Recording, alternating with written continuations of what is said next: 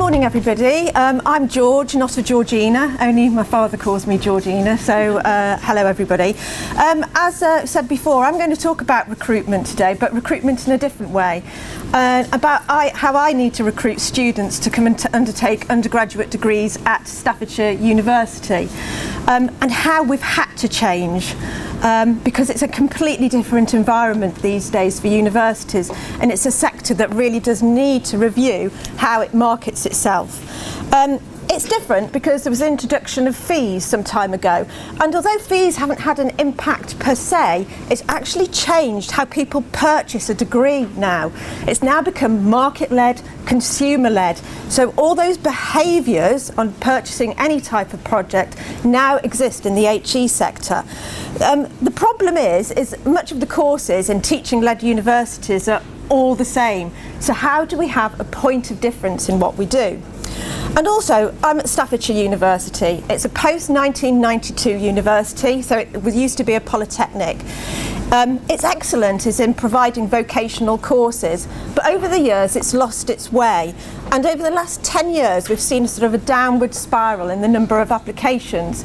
So when I joined in 2012, each year we've been seeing a double-digit decline in applications. So my job is to come in here and sort of shift that around.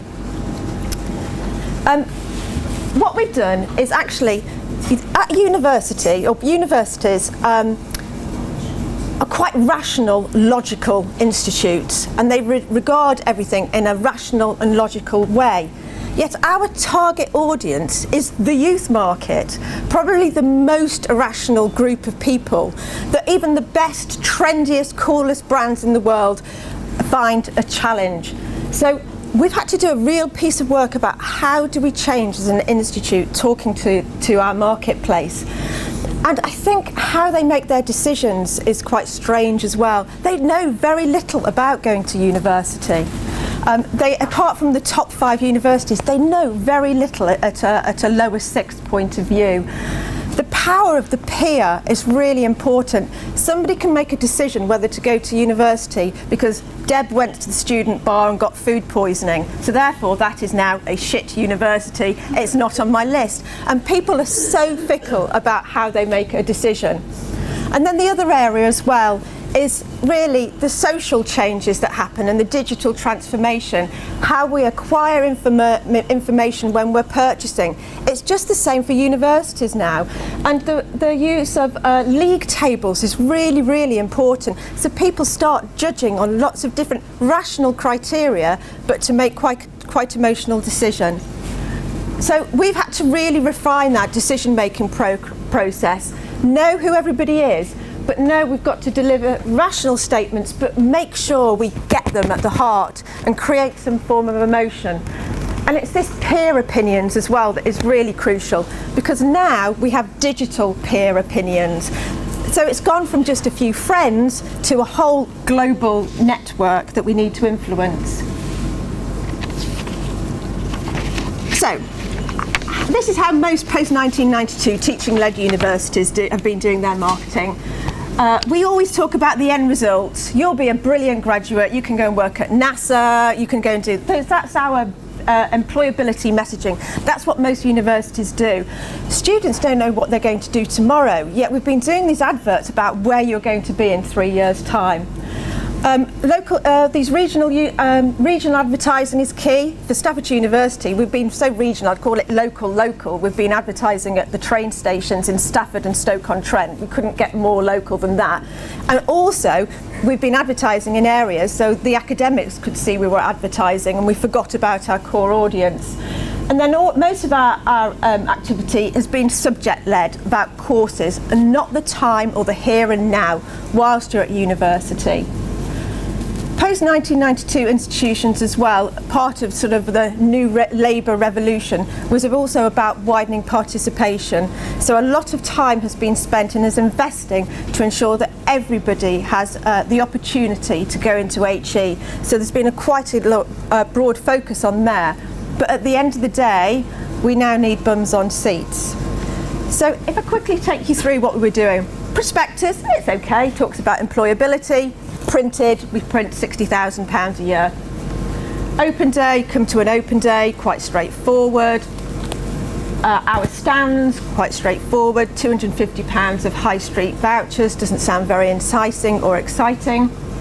Digital journey, that looks dull. I don't think even I could look at it for very long. So it was all just very flat. We've got a new approach. Let's try and create some, make sure we provide the rational, but let's get some emotion into our brand. Let's talk about the here and now. And so everything we do is about making sure people grow to think and act for themselves. So that's our proposition in anything that we create. Our open day strategy, we know that once somebody comes to an open day, 30% of those people are likely to enrol. So we have to make sure that those open days are brilliant, and it's when the emotional decision is made. We've got to make sure we're talking to the right number of people. We haven't really got a huge database. To gather a database is quite costly, but if you think about it, we only own that database for 12 months because then they're students. So it's a very short-term purchase, and so we have to make the decision, do we invest in trying to acquire a strong database or not? And then we've had an omni-channel approach, really mapping the customer journey and making sure we're talking to the people in the right environments and making sure we start that two-way dialogue and we're not just posting and pushing out ads. So first of all, we had to ensure that we embrace the brand internally, because you can't start talking about who you are if you haven't got all your team on board. I don't know how to get this to start.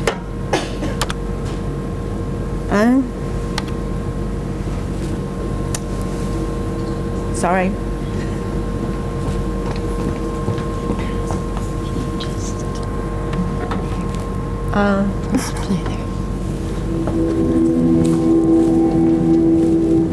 With Staffordshire University, the brain teasers, the thought provokers, the mind expanders. We're all about the future, but we live in the here and now. We're a place literally in the middle of everything, the heart of the UK, with our finger on the pulse. We don't just push boundaries, we break them. We don't just open books, we open minds.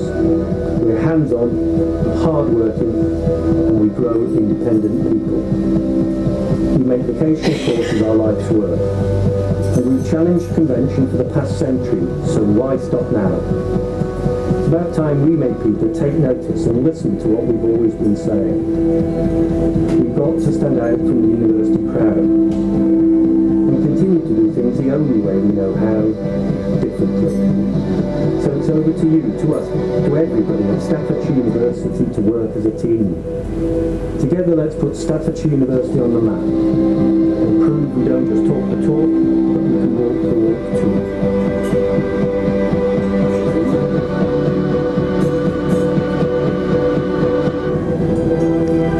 That's our Vice-Chancellor doing the voiceover there to try and instill where we're going as a brand, because without doing that it's absolutely pointless. So I said this audience, 18 to 24-year-olds, are very fickle. They want to know about the business and what we're about. So our external campaign to our potential undergraduate audience was, where will your curiosity take you? Instead of come to an open day, we were trying to be a little bit more emotive and a little bit more inquiring. So that was our main theme that we've done. So we've started to excite and inquire. Our digital platforms, our main call to action was to get people to register as soon as possible. So that was our key point, our key landing page at all times. And we just made it up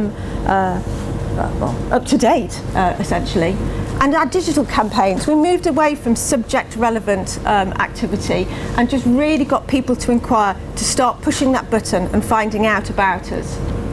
Our prospectus as well, we still produce the print format because it's still required. We've now got a digital format as well. But what we've also done is brought to life the activity that's on there. So every image on there actually comes to life, and we have a piece of video and a film that we push out on all the student channels to ensure that they see it in video form, because as we know, this youth market definitely want to see it as a film.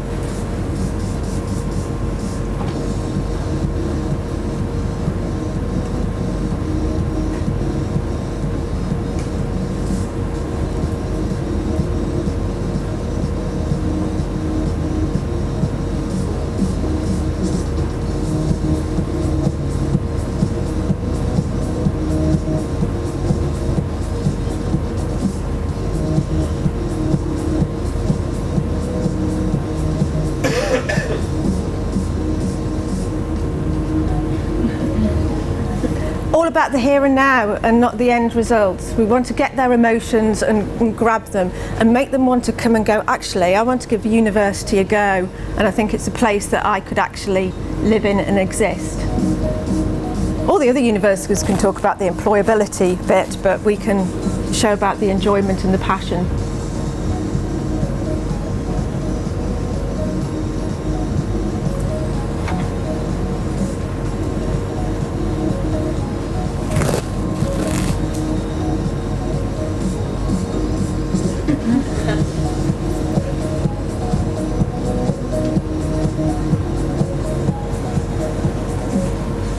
So against our prospectus now, we have over 15 pieces of video that we've made that on various aspects, which we push out. We've re-looked at all our events display, at all our exhibitions, to ensure that we can engage people and get people to inquire. Our social media journey as well, promoted posts and tweets are really part of our campaign. We've now got a group of student bloggers, so that we are doing that peer-to-peer engagement. And most importantly, we've got somebody working with us full-time to work on somewhere called the Student Room, which is the biggest social community where prospective and current students hang out. So we're within my team, somebody is on that 24 hours a day now to ensure that we really maximise that peer-to-peer communication. And then finally, we've got an ad that works across all our platforms. Would you rather follow the crowd or your curiosity? Have an open mind about your future plans. Live in the here and now. That's where the excitement lies. Here, you can do anything. It's a place that surprises. But it doesn't just open doors. It opens minds. Cuts! Staffordshire University. Open your mind and open them. 200 people were involved in the making of that TV ad, and all of them were connected to Staffordshire University in one way, including Amit, the actor there that you may have seen around on various films and TV ads. I think he does Santander at the moment, who is one of our graduates. So we really wanted to show that we are vocationally led as well. And quite interesting, the making of that TV ad has had more downloads than actually the TV ad, because students are interested in that. So in terms of, this is interesting, our media choice, so how have we done this? So we're spending about the same amount that we've spent in previous years, but now we've got a 50-50 split between what I call traditional media and then what I call digital media. So, but we've gone from using ITV quite so much, and we're now using Channel 4, we're using cinema. We used ITV at Christmas time because we thought that was when our audience are actually sitting with our parents, so that we brought a small burst there. But most importantly, it's how we're using our digital media spend as well. We're using video on demand to push out the videos and to push out the TV ad, and that accounts for about a quarter of our digital spend. With then making sure we dominate those student channels, so the Student Room and UCAS we're really using, and then our main killer is RTB. So we do follow and we do track those students, and it really has worked for us. We do stalk. So how's that benefited? I do apologise because this was a half-finished slide that I put in, so let me give you some numbers behind that. It just says brand awareness. We do some annual brand tracking each year. We carry it out during the autumn. We get the results in January just to see how we're performing against our peer set. And when I say it's our peer set, it's essentially all new universities in the West Midlands, and perhaps a little bit into the northwest as well. Our spontaneous consideration grew from 7 to 10%, and we're now sitting behind Manchester Met and Birmingham City University. Our reputation has grown from 11% to 16%, and we were the only university whose reputation grew during that period. And again, we've overtaken the likes of brands such as Nottingham Trent and Sheffield Hallam. And the best result is that by viewing that ad, 33% of our applicants were more likely to apply after seeing the work that we've been doing across all our platforms. In terms of our open day strategy and our applications are still down, but we haven't had a double-digit decline. We're now 2% down on our applications. So I think we've stopped that. We've also had 100 more attendees to our open days, and you don't think, well, that doesn't sound a huge amount. But if I was talking about 30% of those people will go and will actually end up rolling, that's nearly £1 million of income that we've managed to put back into the business there. And also, we're now at the cycle where people are making the decision whether to put us firm or not. So we've been bombarding them with the videos, we've been talking to them on the student room, and we're already, nearly at the end of the cycle, we're seeing more people actually putting us firm, those people who have applied, than putting us in insurance. So we can start seeing that when we multi-layer all our activity, we're starting to have an impact. In terms of our inquiry database, we're on the next cycle now, so that's what I'm really challenging to do. So there's some UCAS fairs taking place. At the cycle last year, we got 1,800 names and addresses. 264,000 people go to this fair, and we got 1,800. I don't think that's good enough. So this year we're really working hard on it. So the HE fairs are still going, and we've got 12,000 names and addresses that we can start working with and really showing them what the brand's about. And then finally, this omni-channel approach. I could give you stats forever, and I'm sure our media team are here and probably could give you some of the detail. But I think what's really important, the work that we've done in terms of our educational ranking on a website, we were over 100. We're now in the top 11 in terms of performance of our website. We're driving those impressions and we're driving those clicks, and our click rate is above the industry standard. Thank you. That was it. Thank you.